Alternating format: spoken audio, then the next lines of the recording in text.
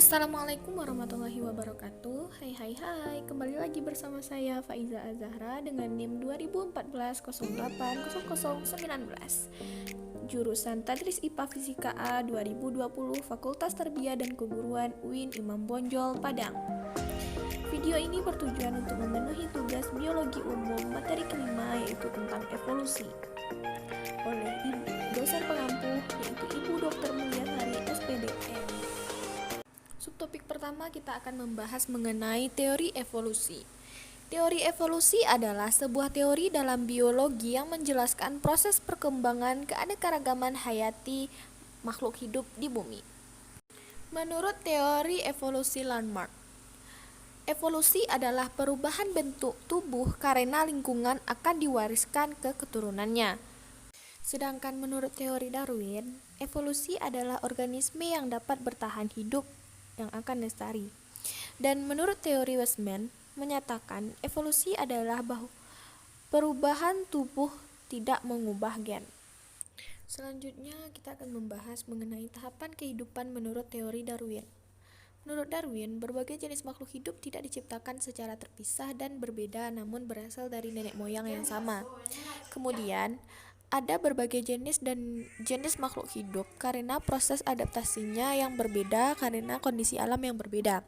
Darwin mengemukakan gagasan bahwa individu yang menyesuaikan diri dengan habitat mereka dengan cara terbaik akan menurunkan atribut mereka ke generasi berikutnya. Darwin menamai proses evolusi ini melalui seleksi alam atau survival of the fittest.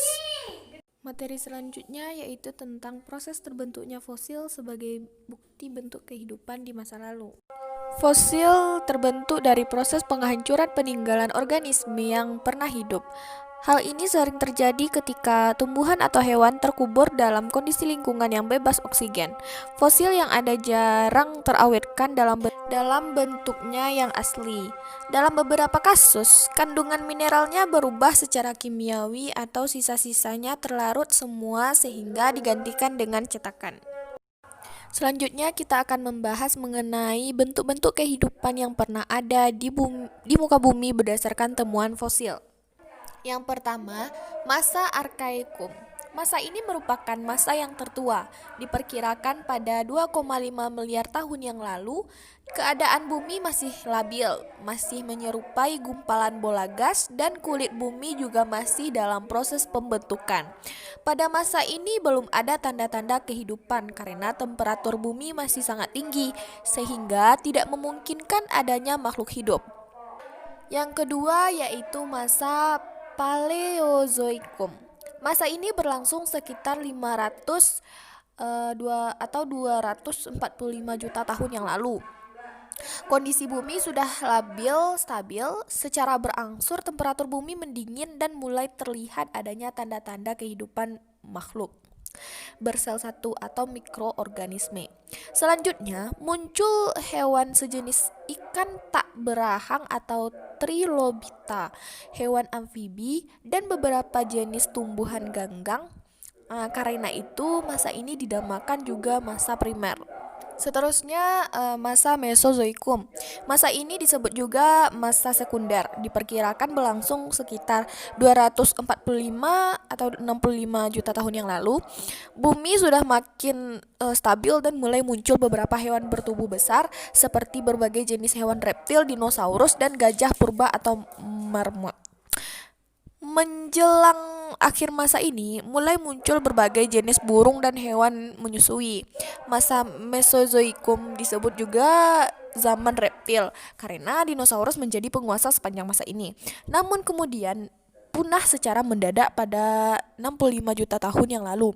Kepunahan masa ini diperkirakan akibat tumbukan meteorit raksasa yang membuat bumi diliputi debu, dan pada akhir masa ini mulailah muncul jenis mamalia.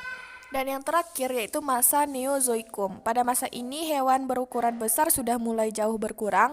Masa ini dibedakan menjadi dua zaman, yaitu zaman tersier dan zaman kuarter. Kelemahan teori evolusi. Yang pertama, tidak mampu menjelaskan bagaimana unsur protein dihasilkan. Yang kedua, fosil merupakan fosil peralihan yang menghubungkan makhluk hidup dengan induknya. Selanjutnya kita akan berbicara tentang tokoh pendukung teori evolusi Darwin.